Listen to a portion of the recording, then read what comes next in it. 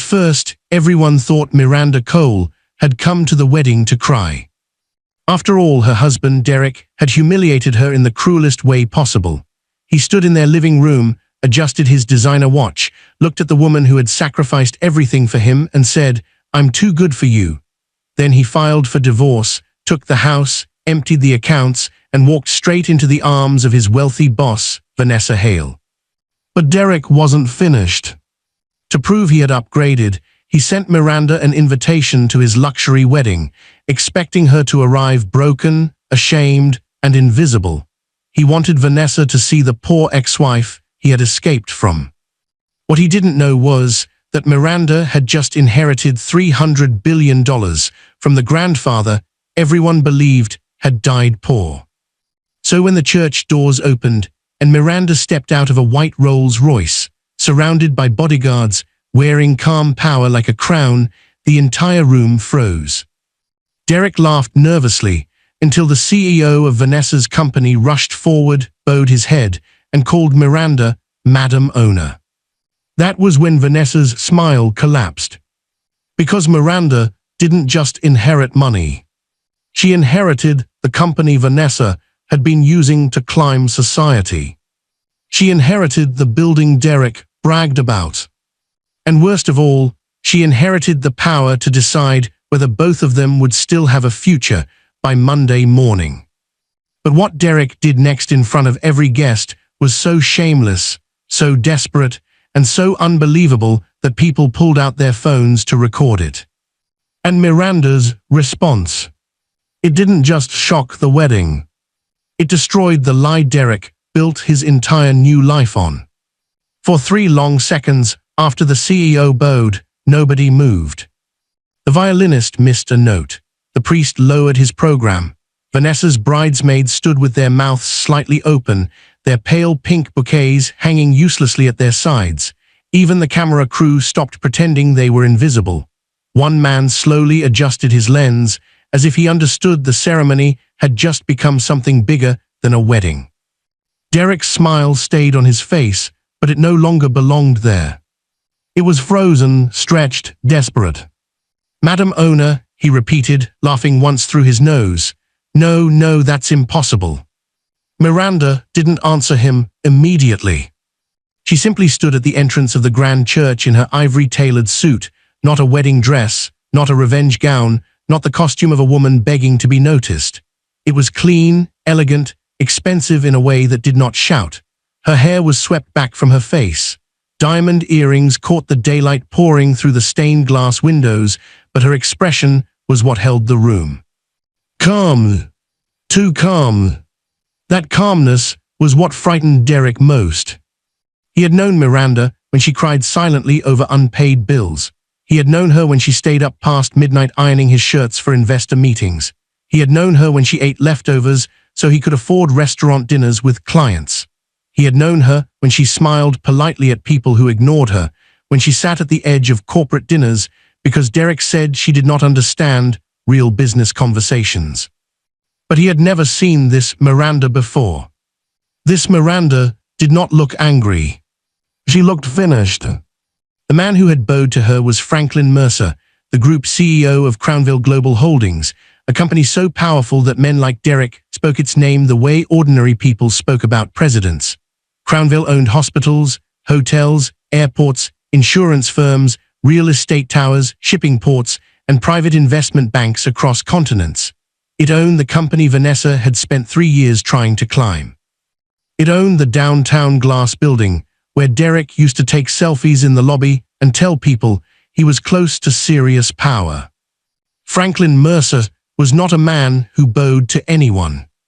Yet he remained slightly bent before Miranda, his silver hair glowing under the church lights, waiting respectfully for her permission to rise. Miranda gave the smallest nod. "Thank you, Franklin." That was all. 2 words. But those 2 words moved through the church like thunder. Vanessa took 1 step backward, her white dress whispering across the marble floor. "Franklin," she said, trying to laugh, "what is this? Is this some kind of publicity stunt?" Franklin straightened. "No, Ms. Hale." "Ms. Hale." Not Vanessa. Not bride. Not partner. Ms. Hale. That small change of address did more damage than a slap. Derek noticed it too. His eyes darted from Franklin to Miranda, then to the four bodyguards behind her.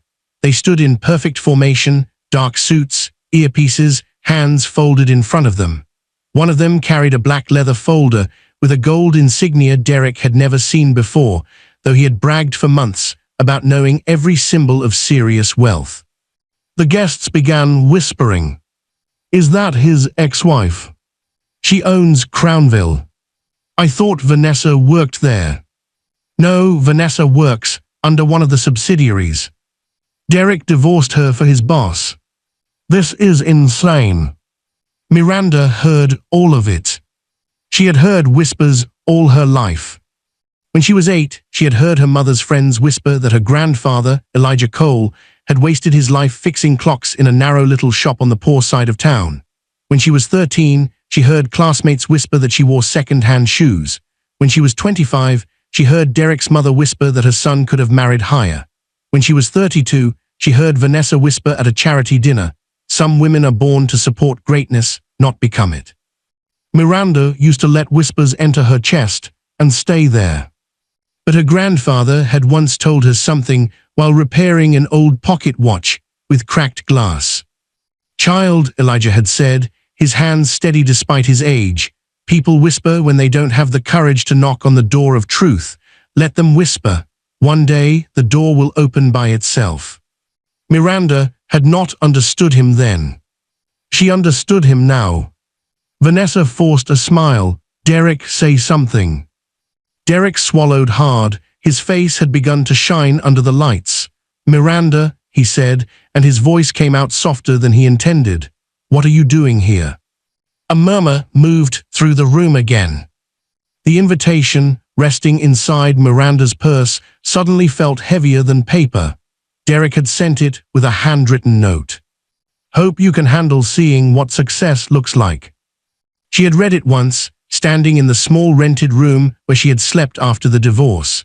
The ceiling leaked when it rained. The bathroom sink coughed brown water. The lock on the door had to be pushed twice before it caught. She had sat on the bed with the invitation in her lap and felt nothing at first. Not pain. Not jealousy. Not even surprise. Just a quiet emptiness. Then her phone rang. It had been a number she did not recognize. She almost ignored it, thinking it was another debt collector calling about accounts Derek had drained before the final divorce settlement. But something made her answer. "Is this Ms. Miranda Elaine Cole?" a careful voice asked. "Yes. My name is Adrian Bell. I am the legal executor of Mr. Elijah Cole's estate." Miranda had closed her eyes. "My grandfather died 6 years ago." "No, Ms. Cole," the man said gently. "Your grandfather lived under protected identity status for the last 6 years. He passed away 3 days ago in Geneva." She remembered standing so quickly, the invitation fell from her lap. "Geneva. Protected identity. Estate." The room seemed to tilt. Adrian Bell continued, "There are things Mr. Cole wanted you to know personally. He left a sealed message for you, along with controlling interest in multiple private trusts, including the Crownville Global Holdings structure." Miranda had laughed once because the sentence made no sense. "My grandfather fixed clocks." There was a pause on the line. "Yes," Adrian said, "he did. And before that, he built one of the largest private investment networks in the world." By the time Miranda learned the truth, Derek was already posting engagement photos with Vanessa on social media. By the time she signed the first estate confirmation document, Derek had already told mutual friends that divorce had been mercy because Miranda had no ambition. By the time she saw her grandfather's final video, Derek's wedding invitation had arrived.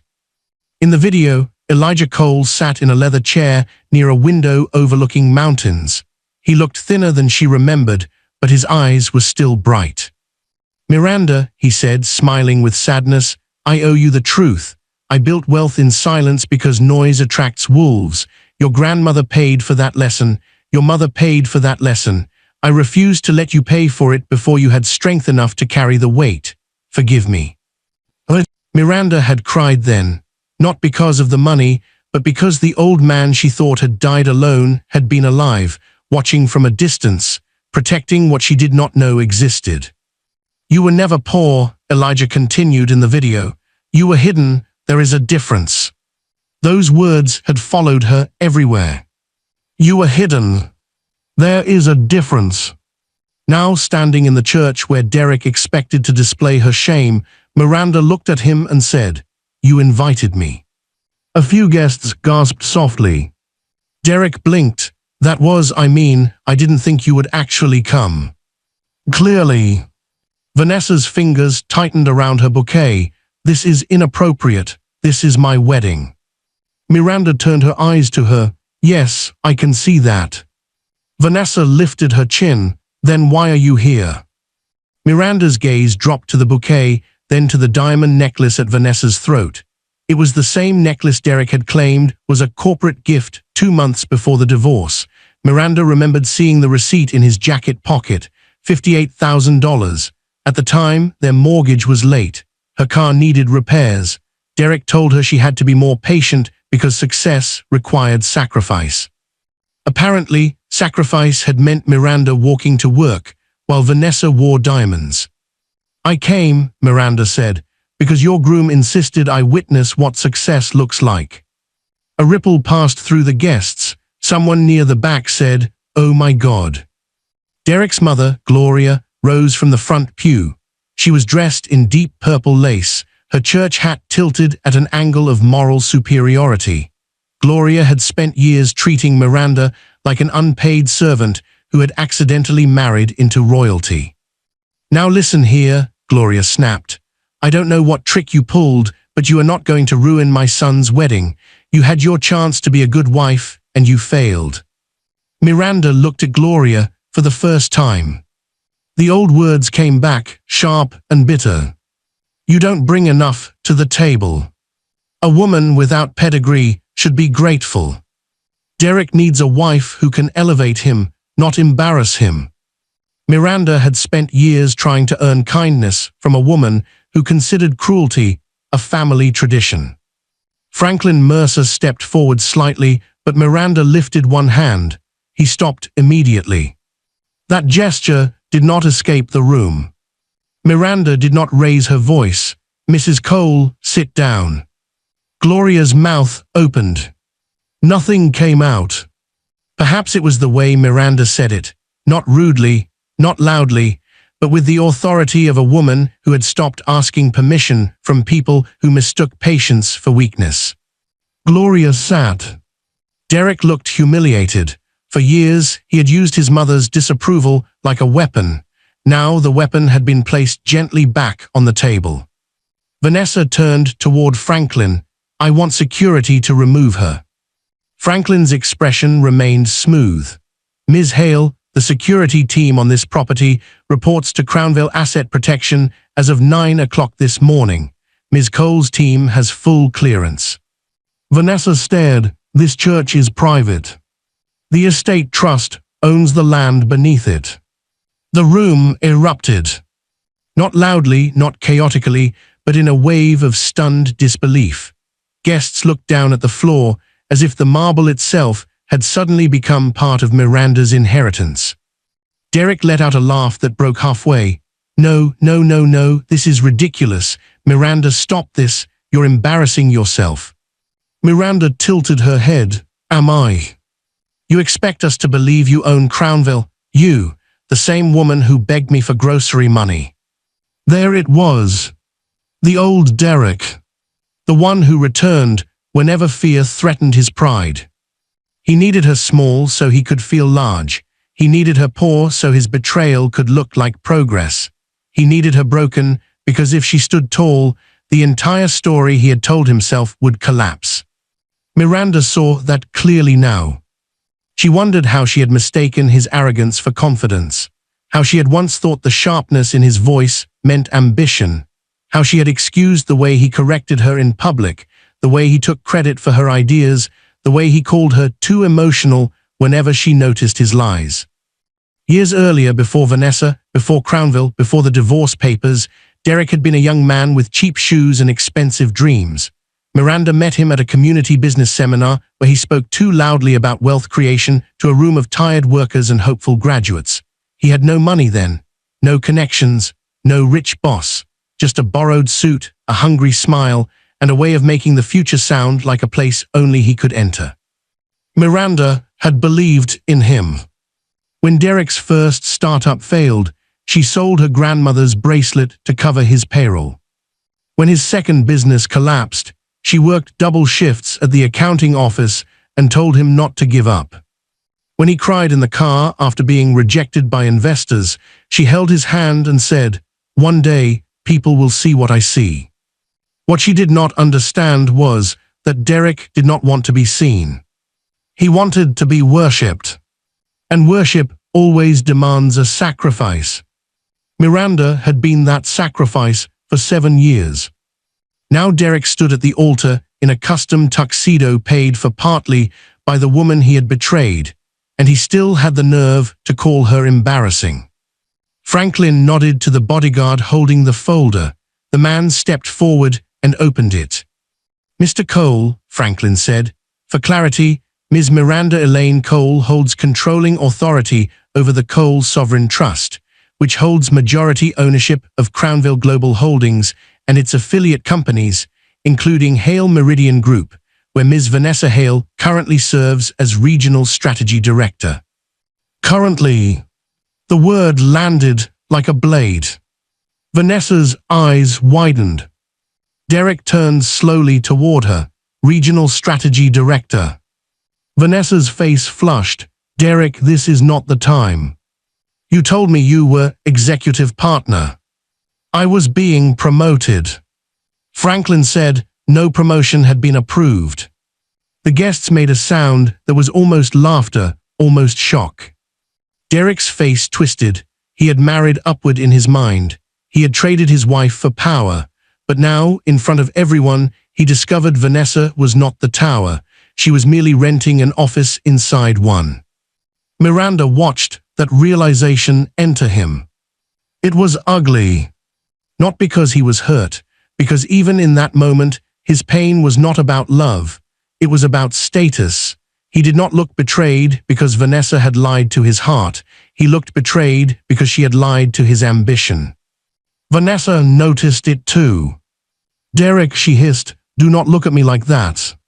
He looked back at Miranda. And then he did the unimaginable. He walked away from the altar. At first, people thought he was going to confront her. His best man reached out as if to stop him, but Derek brushed him off. He descended the marble steps, his polished shoes clicking through the silent church. Vanessa called his name once. He did not turn. He stopped in front of Miranda. For one strange second, she saw the man she had married. Not the tuxedo, not the arrogance, the familiar line of his jaw, the mole near his left temple, the eyes that had once looked at her across a diner table and promised, "When I make it, we make it together." Then Derek dropped to his knees. The entire church exploded. Phones flew up, guests stood. Vanessa screamed, "Derek." But Derek reached for Miranda's hand. Her bodyguard stepped forward instantly, blocking him. Derek clasped his hands together instead. "Miranda," he said loudly, making sure every camera caught the shape of his remorse, "I was wrong." Vanessa staggered, as if the floor had shifted. Derek continued, voice shaking now, but Miranda knew him well enough to hear the calculation underneath. "I was blind. I let people influence me. I forgot who stood by me. I forgot who loved me before the money, before the success, before everything." Miranda stared down at him. There was a time those words would have split her open. There was a time she would have imagined this moment in the dark, not with cameras and guests and Vanessa in a wedding dress, but quietly, privately. Derek at the door, Derek apologizing, Derek saying he had made a mistake, Derek finally understanding her worth. But healing has a strange mercy. It sometimes arrives before the apology. By the time Derek knelt, Miranda no longer needed him to stand. "You forgot?" she asked. Derek nodded quickly. Yes, I forgot, but I remember now." A woman in the second pew whispered, "Shameless." Derek ignored it. "We can fix this. We can start over. I made a terrible mistake, but God brought you here for a reason." Gloria stood again, confused and horrified. "Derek, get up." He did not. Vanessa's bouquet fell from her hand. The flowers scattered across the marble. Derek leaned around the bodyguard, trying to meet Miranda's eyes. "I still love you." That was when Miranda smiled. Not happily. Not cruelly. Sadly. Because there are lies so small they insult the listener. "No," she said, "you love doors after they open." The church went silent again. Derek's mouth trembled. "Miranda, please. Do you remember the night you told me I was too ordinary to stand beside you at the Investors' Gala?" His eyes flicked toward the cameras. "Miranda, this is private. You made our divorce public when you invited me here." A few people murmured in agreement. Miranda continued, "I had spent 3 weeks preparing your pitch materials. I corrected the financial projections. I rewrote your risk model.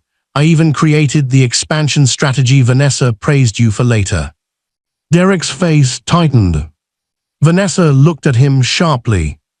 Miranda said, "You told me not to attend because important people would be there." Derek swallowed. "And when you came home at 2 in the morning smelling like Vanessa's perfume, I asked you where you had been. Do you remember what you said?" He whispered, "Don't." Miranda's voice remained calm. "You said, women like you should be grateful men like me come home at all." The cameras caught it. The guests heard it. Vanessa's father, seated near the front in a silver suit, slowly lowered his head. Derek shut his eyes. Miranda looked past him to Vanessa. "That was 2 months before you filed for divorce." Vanessa's expression changed, but not enough. She was still proud, still cornered, still searching for a way to turn disgrace into defense. "So what?" Vanessa snapped. "You got rich and came here to humiliate us." Miranda looked at her. "No." "Then what do you want?" For the first time since arriving, Miranda turned slightly toward the back of the church. There, near the last row, stood Nia Brooks. Nia had been Miranda's best friend since college. She had worn a modest navy dress and stood half-hidden near a pillar, as if unsure whether she belonged in a room full of people who had once dismissed her too. Her eyes were wet, but her chin was raised. Nia worked at Hale Meridian Group. For years she had told Miranda stories about Vanessa, not gossip, not bitterness, facts whispered through exhaustion, employees forced to work weekends without credit, junior analysts blamed for executive failures, women passed over for promotions after refusing to flatter the right people, Derek appearing at company events, laughing too loudly, treating staff as if he already owned them. Nia had almost quit twice. Miranda had encouraged her to hold on, without knowing why some instinct kept whispering, "Wait." When Miranda inherited Crownville, one of the first files she requested was Hale Meridian's internal review history. What she found made her sit alone in her grandfather's old study until sunrise. Vanessa had manipulated vendor contracts. Derek had received consulting fees through a side account. Several employees had submitted complaints that disappeared before reaching the board. And one unsigned memo, buried deep in a legal archive, referenced improper retaliation against NB. Nia Brooks. Miranda had called Nia that morning, but Nia did not answer. Later, she texted only, "I'm at the wedding." Vanessa made the whole department attend. She said absence would be remembered. Miranda read the message twice. Then she got dressed. Now in the church, Miranda looked at her best friend and said, "Nia, will you come forward?" Every head turned. Nia froze. Vanessa's eyes flashed. Absolutely not. Franklin said, Ms. Brooks has full protection under Crownville whistleblower policy, effective immediately. Vanessa turned pale. Nia walked slowly down the aisle, past executives who had ignored her in elevators, past supervisors who had stolen her reports, past co-workers who now looked at her with sudden interest. When she reached Miranda, her voice shook. Miranda. Miranda took her hand. You should have told me how bad it was. Nia gave a broken laugh. You were surviving your own storm. Something flickered across Miranda's face. The rented room. The laking ceiling. The nights she counted coins for bus fare, while Derek posted photos from rooftop restaurants. You still should have told me, Miranda said softly. Nia squeezed her hand. I know. Vanessa pointed at them. This is a setup. Miranda looked back at her. No, Vanessa, this is an audit. Franklin opened the folder fully. As of today, Crownville Global Holdings has initiated a formal investigation into Hale Meridian Group's regional leadership. Pending review, Ms. Hale is suspended from all duties. Vanessa gasped, You can't suspend me on my wedding day.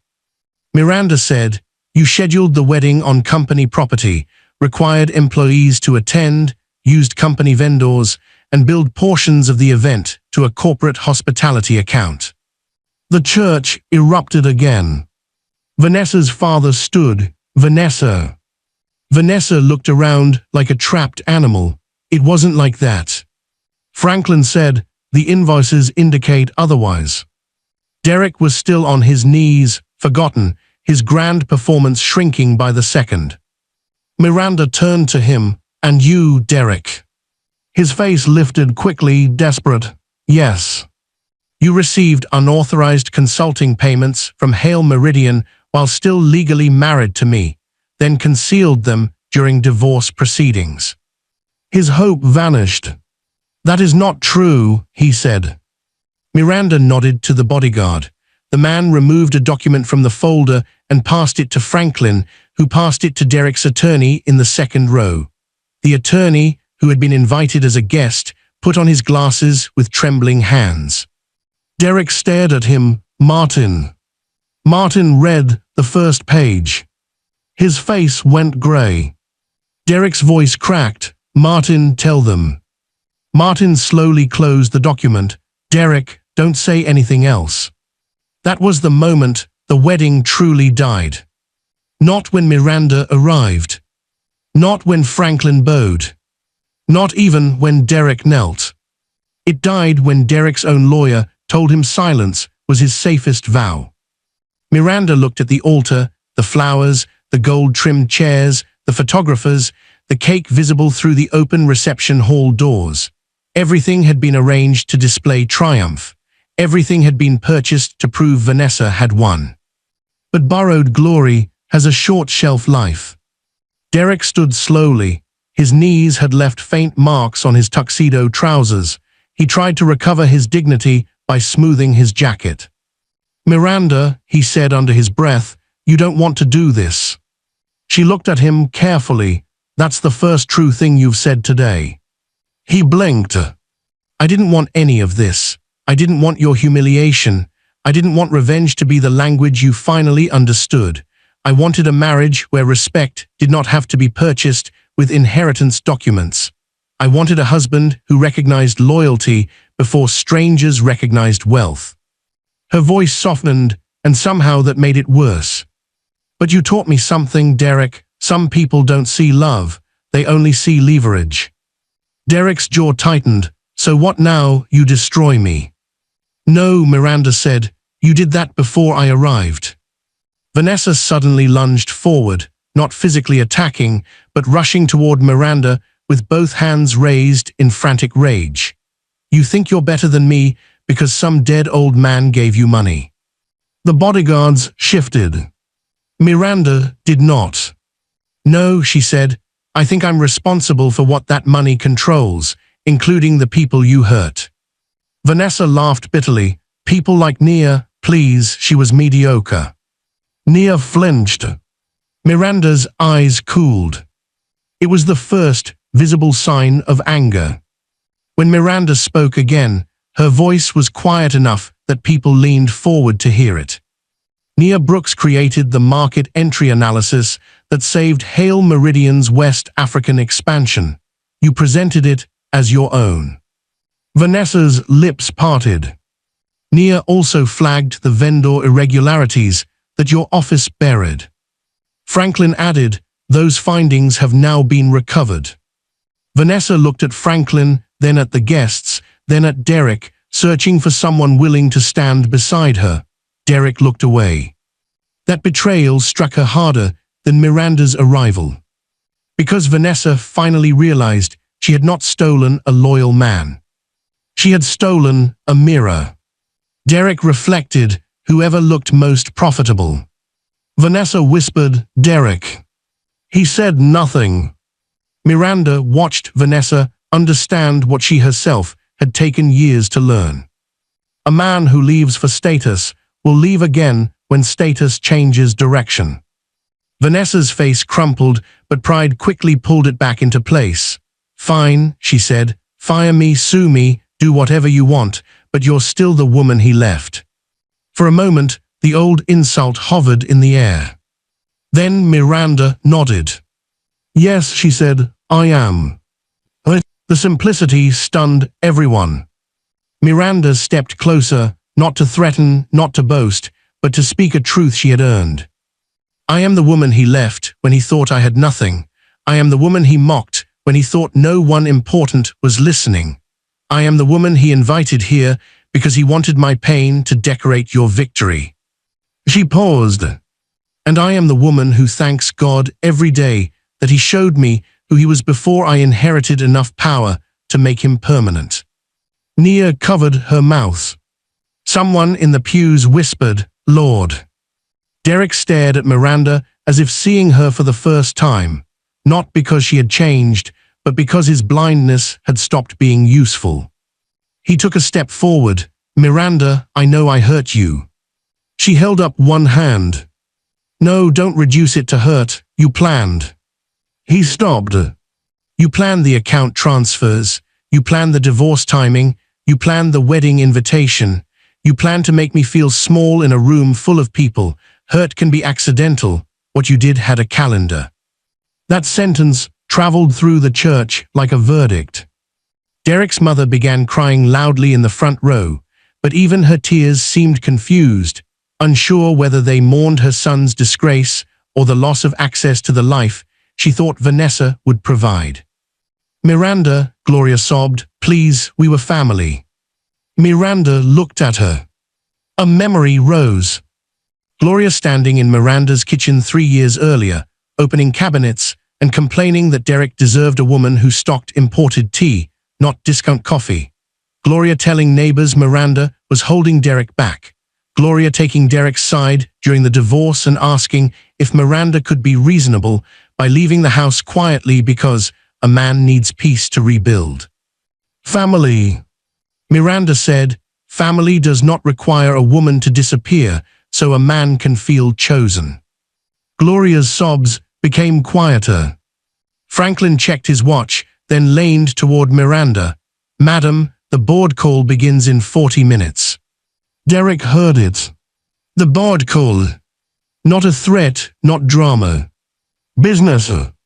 Life was continuing beyond his collapse. That terrified him. Wait, Derek said, board call, about what? Miranda glanced at him. The restructuring of Hale Meridian and related holdings. Vanessa stiffened. You can't restructure an entire company because of personal drama. Miranda looked almost bored. I agree, that's why the restructuring began before I knew about this wedding. Franklin handed her a slim tablet. Miranda tapped the screen once. A large display near the altar, originally prepared to show romantic photos of Derek and Vanessa, suddenly changed. The guests gasped as a corporate organizational chart appeared. Vanessa looked horrified. Who authorized that screen? The owner, Franklin said. On the display were names, departments, reporting lines, and read highlighted sections under investigation. Derek's name appeared under external consultant review. Vanessa's appeared under executive conduct and financial compliance. Then another name appeared, not in red. Nia Brooks, acting director, strategic integrity and market analysis. Nia stared at the screen. "No," she whispered, "Miranda." Miranda smiled at her, and this time there was warmth in it. "Yes." Nia shook her head, overwhelmed. "I can't just." "You can," Miranda said. "You already did the work. Someone else took the title." Nia's eyes filled with tears. The guests began clapping, slowly at first, then louder. The sound built from the back rows, where employees sat, then moved forward. Some executives clapped carefully, reading the room, but the employees clapped with relief, with recognition, with something close to joy. Vanessa stood alone in her wedding dress, while her staff applauded another woman's promotion. Derek looked like a man watching every ladder he had climbed turn into smoke. But Miranda was not done. She turned to Franklin. "Please display the employee restoration plan." Another tap. The screen changed again. All employees wrongfully denied promotion or compensation under the previous regional leadership would receive independent review. Retaliation claims would be reopened. Vendor contracts would be audited. Legal protection would be extended to whistleblowers. Bonuses improperly withheld would be repaid with interest where evidence supported it. This time, the applause was not polite. It was loud. A woman in the fourth row began crying. A man near the aisle shook his head in disbelief. Two younger employees hugged each other. Miranda looked at them and felt something inside her settle. This was why her grandfather had hidden the empire. Not to create a throne, to create a shield. She remembered another thing Elijah had said in his clock shop when she was 16. A wealthy customer had come in wearing a suit that cost more than the whole store. He spoke to Elijah as if he were furniture. After the man left, Miranda asked why her grandfather let people disrespect him. Elijah smiled and held up a tiny golden gear. Power that needs applause is insecurity wearing shoes. Real power waits until the right second, then moves the whole clock. At 16, Miranda thought he was only talking about watches. Now she knew he had been teaching her how to survive wealth without becoming cruel. Derek saw the applause shifting toward Miranda and panicked. He rushed to the altar, grabbed the microphone from the priest's stand, and turned to the guests. "Everyone, please," he shouted. The feedback squealed. People covered their ears. Derek's face was red now. "You're all being manipulated. Miranda is bitter. She came here to punish me because I chose happiness." Miranda watched quietly. Derek pointed at her. "Ask her where she was when I was building my career. Ask her what she contributed besides complaining." Nia stepped forward angrily, but Miranda touched her arm.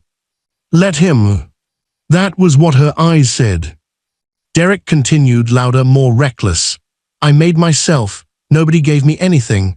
Not Vanessa, not Miranda, nobody. And now because she inherited money, she thinks she can rewrite history." Miranda leaned toward Franklin and said something softly. Franklin nodded. The screen changed again. This time, it showed a scanned document. Derek stopped talking. It was the original expansion strategy for Derek's failed logistics proposal, dated 5 years earlier. At the bottom was Miranda's name. Prepared by Miranda E. Cole. Another document appeared beside it. The revised version Derek had submitted to investors. Prepared by Derek Cole. The room went still. Derek lowered the microphone slightly. A third document appeared, a spreadsheet, then another, then email timestamps, drafts, attachments, notes. Miranda had not planned to show those, not originally, but Derek had chosen, once again, to lie loudly in a room where evidence existed. Franklin said, These files were recovered during the estate's consolidation of Ms. Cole's personal archives and relevant legal disputes. They indicate repeated misattribution of professional work. Derek whispered, "Turn it off." Miranda looked at him. "You wanted them to ask what I contributed." He stared at the screen, breathing hard. The guests were no longer whispering. They were watching a man become smaller with every document. Vanessa turned to Derek slowly. "You told me you wrote those models." He snapped, "Not now." She laughed once hollowly. "Not now, you used her work too." Derek's control broke. "You lied about your position. You lied about your entire career. And you used company money for a wedding. And you crawled back to your ex-wife before our vows." They were shouting now, bride and groom at the altar, tearing each other apart with truths they had both tried to hide.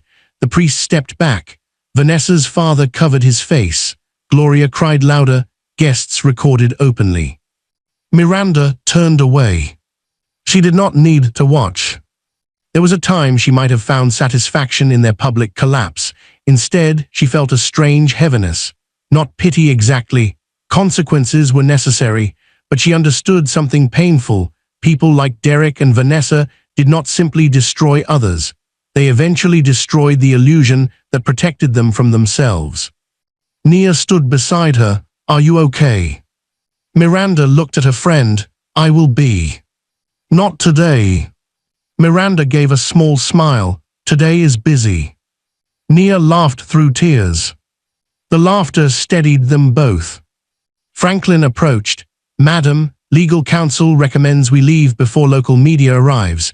Several guests have already posted clips." Miranda nodded. "In a moment."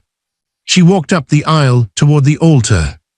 Derek and Vanessa stopped arguing as she approached. Derek's face changed instantly. Anger became pleading, pleading became calculation, calculation tried to dress itself as love. "Miranda," he said, "I didn't mean. You always mean things until they cost you." He fell silent. Miranda turned to the priest. "I apologize for the disruption to your church." The priest, a gentle older man with tired eyes, looked from Derek to Vanessa to Miranda. Some disruptions reveal what ceremonies hide. Miranda nodded respectfully. Then she faced the guests. "I did not come here to ask anyone to take sides in a marriage that ended months ago. I came because this event was used as a stage for cruelty, funded in part by misconduct, and attended by employees pressured into silence. That ends today." Her voice was steady, but not cold. "To every Hail Meridian employee in this room, your jobs are protected during the investigation. Your testimony will be protected. Your dignity will be protected." A few people began crying again. "To the executives who helped bury complaints, you will receive formal notice." Several faces dropped. "To those who stayed silent because you were afraid, I understand fear. But fear cannot be the foundation of a company people depend on." Her eyes moved briefly to Derek. "And to those who mistake kindness for weakness, remember this moment carefully. Some women are not defeated when you abandon them. Some women are being redirected." No one breathed. Miranda turned to leave. Derek reached for her sleeve. The bodyguard caught his wrist before he touched her. Derek winced, though the grip was controlled, not violent. "Please," he whispered, "don't leave me with nothing." Miranda looked down at his hand, then at his face. For a moment, the whole church seemed to fade, and she was back in their old apartment during the first year of marriage. Rain on the windows. Derek asleep on the couch, exhausted from another failed meeting. Miranda covering him with a blanket, leaving a note beside his laptop. "I believe in you, don't quit." She had loved him then, with the full strength of a woman who thought loyalty could heal insecurity. But love cannot become another person's conscience. Miranda nodded to the bodyguard. He released Derek. She said, "I left with nothing, Derek. You left with my work, my savings, my house, and my dignity in your mouth like a joke." His eyes filled with panic. "But here is the difference between us. I know what nothing feels like. You only know what losing privilege feels like." He shook his head. "Miranda, you will not have nothing. You will have exactly what you earned after the law finishes counting." Then she walked away. Outside, the sun was too bright. The white Rolls-Royce waited at the bottom of the church steps, its surface gleaming like still water. Reporters had not arrived yet, but guests were spilling out behind her, phones in hand, faces lit with the fever of witnessing history. Nia followed, still stunned. "Did you really make me acting director?" "Yes. You know I'm terrified, right?" "Good," Miranda said. "Terrified people double-check documents." Nia laughed, then she grew serious. "You didn't do this just for me." "No. But you did, partly." Miranda looked at her friend. "You stood by me when I had no proof I would rise." Nia's voice softened. "You would have done the same." "I know." They stood quietly for a moment. Then Nia said, "Your grandfather would be proud." Miranda looked toward the sky. She wished she could believe Elijah was watching from somewhere peaceful. She wished she could call him and ask why he had chosen silence for so long, why he had let her struggle, why he had trusted her with an empire but not with the truth sooner. But she already knew part of the answer. Because if she had known she was rich while still married to Derek, she might have used the money to save a man who needed to face himself. She might have handed him power before he developed character. She might have mistaken access for intimacy and comfort for love. Her grandfather had hidden the fortune from wolves. He had also hidden it from the part of Miranda that once wanted to rescue one. Behind them, Derek burst through the church doors. His bow tie was crooked. Vanessa was not with him. His mother called his name from inside, but he ignored her. "Miranda," he shouted. The bodyguards moved, but Miranda stopped them with a glance. Derek hurried down the steps, no longer caring who recorded him. "Listen to me, just listen. We can settle this quietly. I'll cooperate. I'll return whatever you think I owe, but please don't let them prosecute." Miranda studied him, them. "The company, the estate, the lawyers." His voice dropped. "You." "I don't prosecute, Derek. Courts do." "You control everything." "No, that is what you still don't understand. Control is not the same as responsibility." He rubbed both hands over his face. "I made mistakes." "You committed acts and called them mistakes after consequences arrived." Derek looked toward the Rolls-Royce, the security team, Franklin speaking into his phone nearby, Nia standing with new confidence. His eyes returned to Miranda, wet now. "I loved you once," he said. Miranda did not doubt that. That was the hardest part. Derek had loved her in the way selfish people love shelter. He loved that she believed in him. He loved that she forgave quickly. He loved that she made failure feel temporary. He loved the warmth she built around him, but he never thought the builder mattered more than the house. "I know," Miranda said. Hope flashed in his face. Then she added, "But you respected me never." The hope died. Vanessa appeared at the top of the steps. Her veil was gone. Her makeup had begun to run, though she still carried herself with brittle pride. "Derek," she said coldly, "my father wants you inside." Derek did not turn. Vanessa laughed bitterly. "Of course, keep begging, that's what you do now apparently." Derek spun around. "You ruined me." Vanessa descended 2 steps. "I ruined you. You were on your knees 5 minutes ago begging your ex-wife to take you back. And you lied about your power. You married me for it." The words struck both of them silent. There it was. The ugly center. No romance. No destiny. Just transaction dressed in flowers. Miranda stepped toward the car. Vanessa called after her, "Are you happy now?" Miranda paused. The question followed her like smoke. Was she happy? She had imagined, in the early days after the divorce, that vindication would feel like joy. She thought if Derek ever realized what he lost, her heart would leap.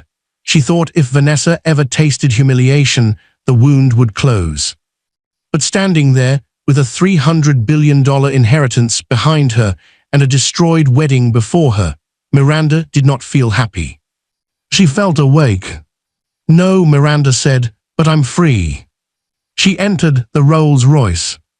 Nia slid in beside her after a hesitant glance. Franklin took the front passenger seat. The door closed with a soft, expensive certainty. As the car pulled away, Miranda did not look back. That was the first thing that shocked everyone. Not the money. Not the bodyguards. Not the CEO bowing. The fact that she did not turn around to see whether Derek was watching. By evening, the videos had spread everywhere. The first clip showed Derek on his knees. The caption read, "Groom begs billionaire ex-wife during wedding." The second showed Franklin calling Miranda Madam Owner. The third showed Vanessa being suspended in her wedding dress. The fourth showed Miranda saying, "You love doors after they open." That line became the one everyone repeated. By midnight, Derek had called Miranda 23 times. By sunrise, 46. By Sunday afternoon, 78. By Sunday night, 97. Miranda did not answer.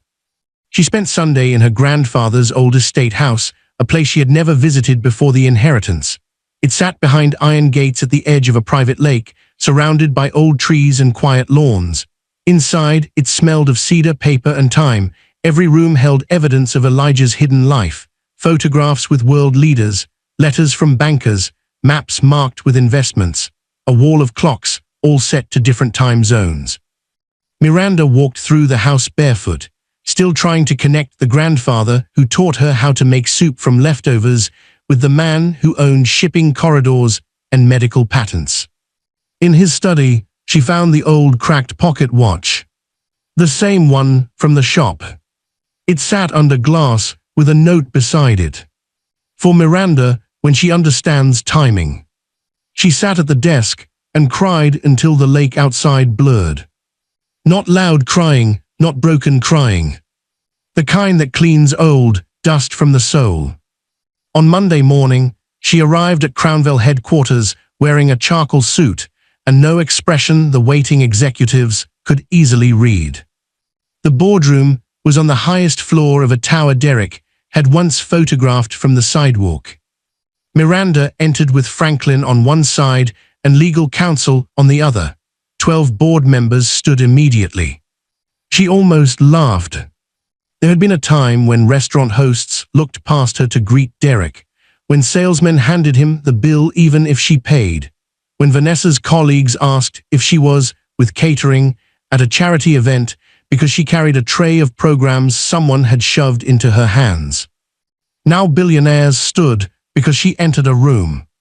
Power was absurd. Useful but absurd. She took her seat at the head of the table.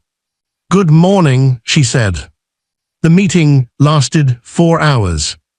No shouting, no theatrics, just documents, decisions, signatures, accountability. Vanessa Hale was formally suspended pending termination proceedings. Derek Cole's consulting contracts were frozen and referred for legal review. Gloria Cole's name appeared unexpectedly in relation to a property transfer Derek had made during the divorce. That file was sent for investigation too. Miranda did not smile when signing. Each signature felt like cutting a thread tied to an old version of herself. At noon, Franklin asked if she needed a break. "No," Miranda said, "bring in the employee committee." Nia entered with 6 others. She looked nervous but prepared. Miranda recognized that look. It was the face of someone who had been afraid for so long that courage felt unnatural. Nia presented findings clearly. Her voice shook only once, then strengthened. By the end, even the oldest board member was taking notes. When she finished, Miranda said, "Thank you, Acting Director Brooks." Nia's eyes shone. The title fit her more each time. That afternoon, Derek finally stopped calling. He sent one text. "I know I don't deserve forgiveness, but please don't erase me." Miranda stared at the message for a long time. Then she typed back, "I'm not erasing you, I'm correcting the record." She blocked his number.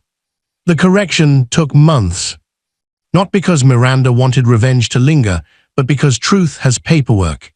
Investigators uncovered payments, false invoices, manipulated performance reviews, buried complaints, and divorce disclosures that made Derek's attorney request a private settlement meeting within days. Miranda agreed to one meeting. It took place in a plain legal conference room, not Crownville, not the estate, not anywhere Derek could confuse surroundings with opportunity. He arrived thinner, his beard was untrimmed. The expensive arrogance had drained from him, leaving something raw and resentful beneath. For the first few minutes, he tried humility. Then charm. Then nostalgia. Finally, when none worked, anger. "You act like you're innocent," he said, "but you hid $300 billion from your husband." Miranda looked at him across the table. "I didn't know." "You expect me to believe that?" "I no longer need you to believe anything." His lawyer touched his arm. "Derek." But Derek was too far gone. "You think people love you now, they love your money, same as you claim I would have." Miranda considered that. It was not entirely false. Money attracts masks. Since the wedding, old classmates had appeared with warm messages. Cousins she barely knew called her dear. Charity boards invited her to events that had rejected her applications before. Men who would never have looked twice at her rented room now sent flowers to the estate. Wealth did not make people better. It made their intentions louder. "My grandfather warned me about that," she said. Derek scoffed. "The mysterious grandfather." "Yes, the poor clockmaker you mocked." He looked away. Miranda leaned forward. "You want to know the difference between you and the people trying to use me now?" Derek said nothing. "They are arriving after the door opened. You were inside the house when you chose to burn it." His jaw flexed.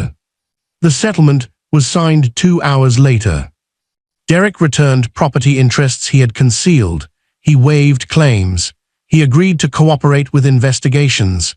In exchange, Miranda did not pursue certain civil claims personally, though company-related legal matters continued where required. As they left, Derek paused by the elevator. "Was there ever a moment," he asked quietly, "when I could have fixed it?" Miranda thought about lying for mercy's sake. Then she remembered all the years she had softened truth to protect his ego. "Yes," she said, "many." His face folded. She entered the elevator before he could ask which one. There were too many. The moment he first mocked her in front of his friends and could have apologized. The moment he accepted her work as his own and could have given credit. The moment Vanessa entered his life and he could have chosen honesty. The moment he emptied the accounts and could have left her with dignity. The moment he wrote that invitation note and could have chosen silence instead of cruelty. Life rarely turns on one betrayal. It turns on the habit of choosing betrayal until character becomes destiny. Vanessa fought harder. She hired lawyers, gave interviews through unnamed sources, claimed Miranda had orchestrated a jealous billionaire attack, and tried to paint herself as a woman punished for falling in love. But documents are patient enemies. They do not shout, they wait. When the audit became public, Vanessa's allies disappeared with impressive speed. The fashion designer who had gifted her reception dress issued a statement about ethical distance. The charity board removed her photo.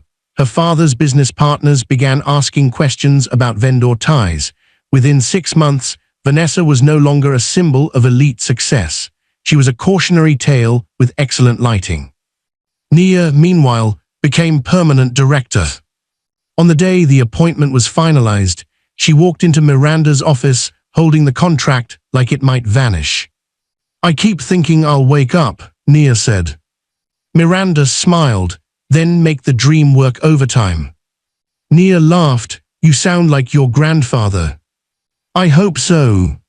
Nia looked around the office, at the skyline, at the shelves of inherited books. "Do you ever miss your old life?" Miranda looked out at the city. Did she? She missed simplicity sometimes. She missed knowing who called because they cared. She missed the version of herself who believed love, once given, would be honored.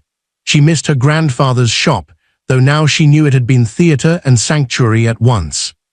But she did not miss begging for respect in her own marriage. "No," she said, "I miss who I thought people were." Nia nodded slowly. "That's different." "Yes." A year after the wedding, Crownville held its annual global summit in the same city. Miranda almost chose not to attend. Public attention still made her uneasy, but Franklin reminded her that leadership required presence, not performance. The summit took place in a grand hotel ballroom filled with investors, employees, journalists, and community leaders.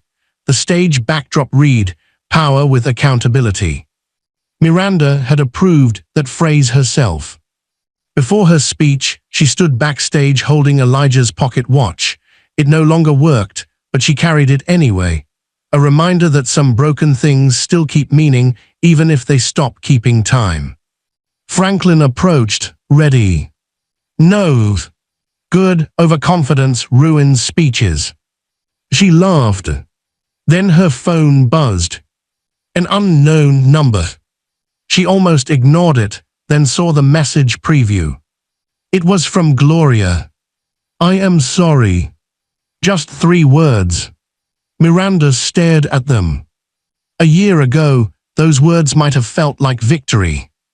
Now they felt like a small stone placed at the edge of a grave. She did not reply. Not because she hated Gloria. Because forgiveness, when it came, would not be summoned by a text sent after consequences. Miranda walked onto the stage. The applause rose like weather. For a second, the lights blinded her. She saw only shapes, silhouettes, movement, then her eyes adjusted. In the front row sat Nia, smiling proudly. Beside her sat employees from Hale Meridian, now Crownville Meridian, including some who had once been afraid to speak. Their faces reminded Miranda why she had not simply sold everything and disappeared to a private island, as one advisor suggested during her first week. Power was not peace, but it could purchase protection for people who had been denied it. Miranda stepped to the podium. "When I inherited Crownville," she began, "many people called me lucky." A soft wave of laughter moved through the room. "I understand why. $300 billion sounds like luck to anyone who has ever counted coins, delayed bills, or wondered whether dignity could survive another hard month." The room quieted. But inheritance is not character, wealth is not wisdom, ownership is not leadership. I learned that from a man most people thought was a poor clockmaker. She looked down at the pocket watch in her hand.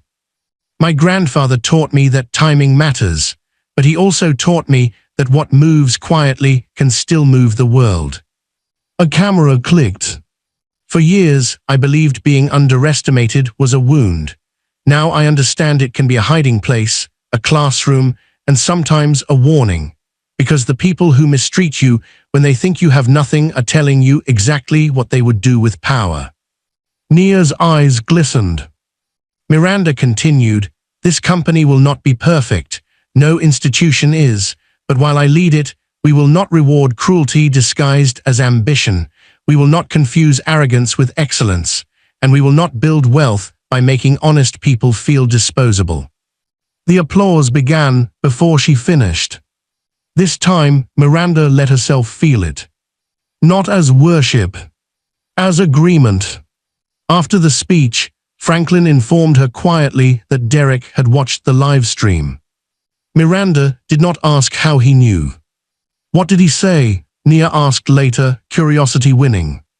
Franklin hesitated, then said, apparently he posted one sentence.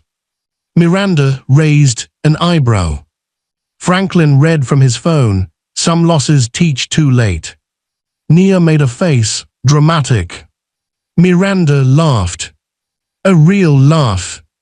The kind that surprised her. That evening, she returned to the estate and placed the pocket watch back in its glass case. For the first time, the house did not feel like a museum of secrets. It felt like a beginning.